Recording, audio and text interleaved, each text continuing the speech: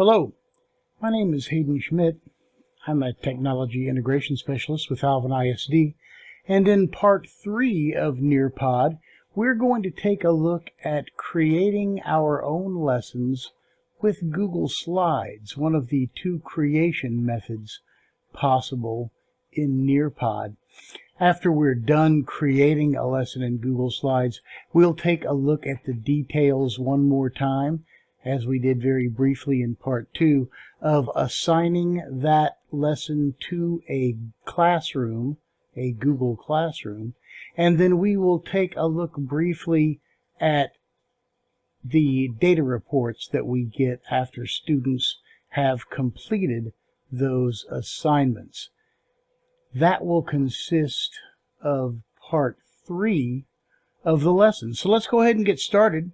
I'm going to click on Lesson in Google Slides in order to open that Google Slides portion up. It's going to bring me right over here to Google Slides. And what we're going to be using is called an add-on. An add-on that allows us to integrate Nearpod elements into Google Slideshows that we are either creating or Google Slideshows that we have already created and which we are just wanting to add elements, interactive elements from Nearpod into. So where we are now is creating a new slideshow in Google Slides, not working with any existing material, but you will need to go to your add-ons option and you will look at Get Add-ons in order to add the Nearpod add-on to Google Slide so that we can do the work that we're going to do next. When you do that, you should be able to see Nearpod for Google Slides almost right away. If it is not appearing for you immediately, just type Nearpod and it will pull it right to the front for you. When you select it, you will have a green button here that says Install. Since I have already installed it, mine says Uninstall, and I'm not going to uninstall it, just reinstall it again. Yours will just say Install. You click on that, it will work for you flawlessly and does not require any administrative username or password to use this add-on in Google Slides. I'm going to go ahead and close this window now. Once you have done that, next time you click on add-ons, you will see Nearpod listed right there just as it shows on mine. I'm going to go ahead and select Open Nearpod, and it's going to open a window to the right that is going to show me all the Nearpod interactive elements that I can add into a Google slideshow. These are all the same elements that I can add to a Nearpod presentation that I create in Nearpod. But many of us have content over here in Google Slides that we might already have and like to use. We just want to dress it up with a little bit of interactivity from Nearpod. And here's what that's going to look like. Now, before I leave, I want to, of course, point out that I can add elements, I can add slides, I can drop in content, I can add collaborate boards after I've added content. I can add any of the other features as well as I move through the process of creating here in Google Slides a series of slides to which I add interactive elements as I go. Now that would be creating new raw material, and I'm a little more interested in showing you how to use some material that you may have already. So I'm going to switch gears, and to show you the use of existing content, I'm going to reach over here and I am going to open a presentation that I've used before, and I'm going to show you what it looks like to add some interactive elements to a presentation that already exists. So we have already gone to add-ons and added Nearpod, and we know that if we go to Nearpod and open Nearpod, we're going to see our sidebar here. And in this case, I've got a presentation about school wires that already exists. I'm talking about the information that's required. Here's the information that's required for teachers to put into a school wire web page about themselves. Now let's say I want to follow this information up immediately with a simple question. So let's say I want to include an interactive element that uses the information that's on this particular slide. Let's say, for instance, that I would like to use a Draw It to have students, or in this case it would be teachers, circle any items that they believe are missing from their current web page. In order to do that, I can very easily come to my File menu. I can say I would like to download a JPEG image of the current slide. So I'm going to download that. Comes right down here and is in my Downloads folder waiting for me. I can now say I would like to create a new slide. On the new slide, I'm going to delete all the existing elements. So I'm going to remove that text box. And I'm going to put in a new background. I'm going to insert the image from my computer that I just downloaded. So I'm going to Downloads. Here's the image that I'm going to upload. There it is. And now I have just this image on the page, and I'm going to convert this image to a Draw It so that students, in this case teachers, as I mentioned earlier, will be able to circle on this image whatever elements they are missing. And we'll see what this looks like when we go into the student view and run through this lesson to generate some data. As I go through the slideshow, at any time that I want to add another interactive element, I can just reach over to the element that I would like to include. Let's say I want to put in a vocabulary video. I can search videos for whatever topic I would be interested in. In this case, let's say we're looking for something about nouns. Let's see what they've got about nouns. We do have some K through 3 lessons for nouns. They get more complicated as we move up the food chain. Not really as simple as nouns, but parts of speech maybe, or pronouns. Let's use the very basic nouns. I'm going to add that video to the presentation here, and you notice it drops right in on its own slide. As I get to a slide that I want to include another element behind, I can add anything I would like. Here's matching pairs. In order to make matching pairs work, I actually have to add some matching pairs. I'm just going to say save it. It's probably not going to, it's not going to let me save it because I haven't put any data in. But let's say I've got a Nearpod 3D that I would like to put in here, and I'm going to use an animal cell. Just purely example, you'd have to search the 3Ds and find something that you found to be particularly useful. But you can see how easy it is to add elements from inside an existing Google presentation. If I want to add other simulations instead of 3Ds, if I want to put in Kahoot-like time to climb games, if I want to include videos, right, I can take a look for a video.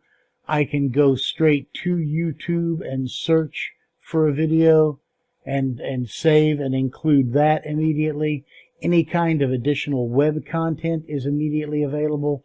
You can experiment with the different kinds of interactive elements that you can add into a existing Google slideshow presentation, but anything that you can use in Nearpod, you can use here in Google.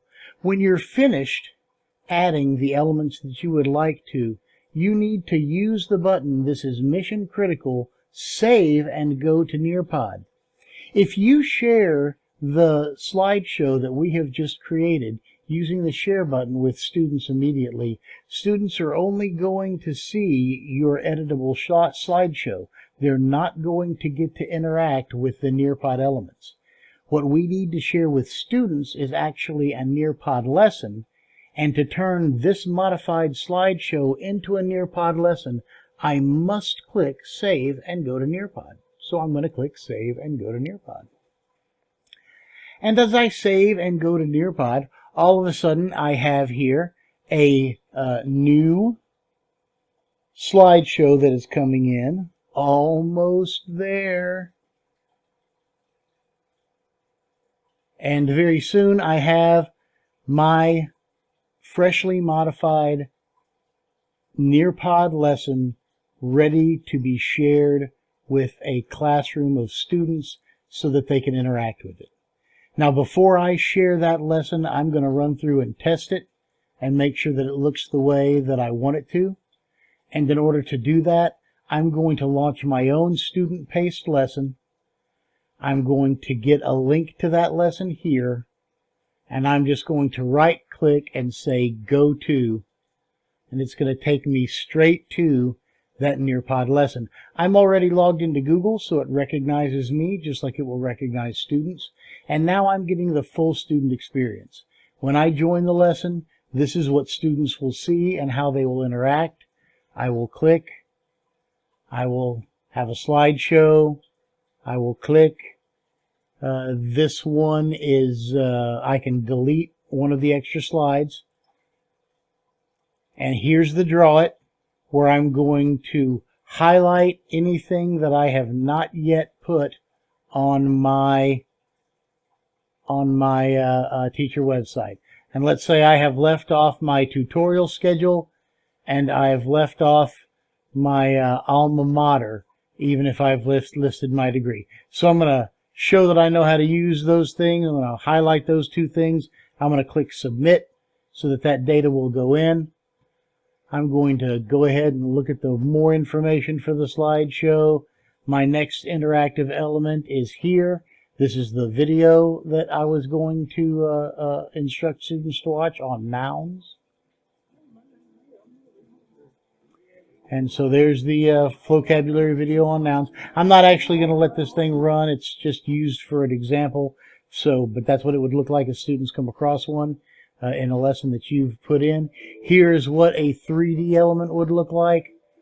So I'm going to clear whatever that element. And they will be able to turn and look and poke and prod and spin the cell or whatever other interactive 3D element you've added in for them. Proceeding, they'll get more information, more information, more information. Let's see. And then at the end of a lesson, they will see a screen that looks like this. It will say tap to start over if they would like to redo the lesson and modify their answers because they had misconceptions cleared up as they got deeper into the presentation. They would be capable of doing that. I'm going to assume that this version of a student is finished as me. I'm going to say I would like to exit, and I'm sure I want to leave the lesson yes. One of the last things that I'd like to show you before we wrap up part 2 is where you can get reports once you have assigned these lessons to students and they have completed the lessons and you are ready to look at some data to grade. One place is here on the left-hand side where you can click on your reports button and you will see all the lessons on which you actually have reports. I'm going to choose the lesson on arachnids and take a look at that report data. I've had 3 students that have done work in the arachnids section, and I'm going to go ahead and take a look at what that data looks like. As I come through here, I can see the summary first, and I can see the students who have taken the lesson. I can see what pieces of the lesson they participated in and how much of the lesson they completed. I can also take a look at the individual data pieces of each part of the lesson by clicking on the sections at the tabs at the top. So here I can see the quizzes, and I can see exactly what the question was, what the rate of completion was. I can look at the polls. I can look and see exactly what the response was from each of the students. I can look at the open-ended questions and see who responded there and how they responded. And I can drill down to each of those questions. And I can look at the Draw It and see actually what students have drawn. Not just that they did a drawing, but what they drew, which is a great way to examine student thinking, and especially if you're asking them to work out a math problem or something like that, to see where a particular student may be having a problem that you can help them solve more quickly than if you weren't able to see their thinking drawn out on the screen right in front of you. So that is where you will go see your data in one case. The other place that you can see your data is from the 3 dots on a particular lesson. So here again is the arachnids lesson. If I look at the 3 dots and go to reports, I get back to that same place where I can look at my arachnids and I can see exactly how students have responded. Now, grading has to be done the old-fashioned way and will not translate immediately to Google Classroom or to Skyward. Those translations have to be done the old-fashioned way. You need to create the assignments and move grades into those specific grade books. Thanks so much for watching part 2 of Nearpod. Keep in mind that in order to complete the assignment for this section of Google Classroom, I will need you to attach a link to a lesson that you have created in Nearpod by modifying an existing Google lesson or by creating in Google from scratch. So attach those links and mark this assignment as done. Thanks again and have a great day.